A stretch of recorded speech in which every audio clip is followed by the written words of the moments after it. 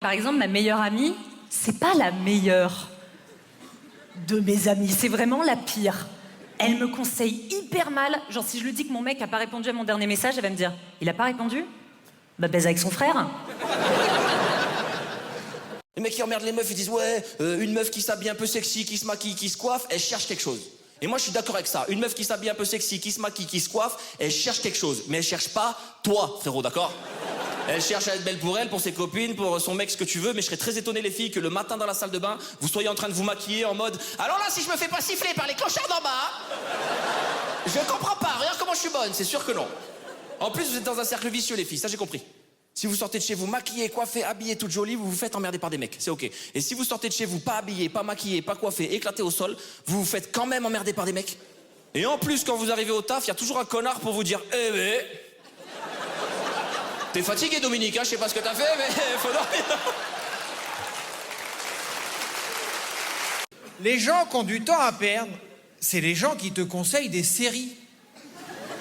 Énormément de temps à perdre, ces gens-là. Tu sais, ils te regardent droit dans les yeux, ils font un... Tristan, tu ne l'as pas vu la dernière? Elle est incroyable. Il y a 12 saisons de 24 épisodes d'1 heure. J'ai fait le calcul, ça fait 288 heures. Ça fait 11 jours. Ne me propose pas une activité de 11 jours. Je cherchais une série, pas un CDD.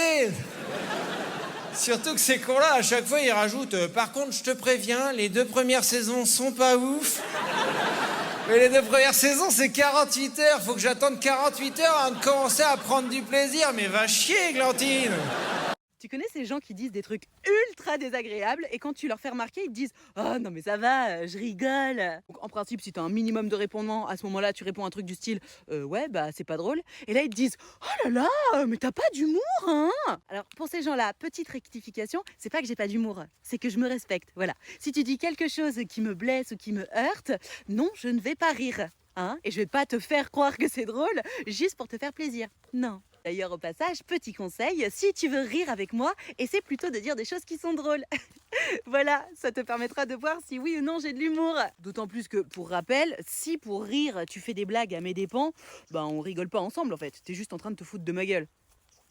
Bon, c'est limite, tu vois. Et j'en profite pour préciser que la moquerie, d'une manière générale, c'est pas sympa. Et si c'est fait de façon répétée, bah ça s'apparente quand même à du harcèlement, l'air de rien. Donc voilà, à tous ces gens qui rigolent, bah si vous le faites tout le temps, vous êtes peut-être des harceleurs en fait.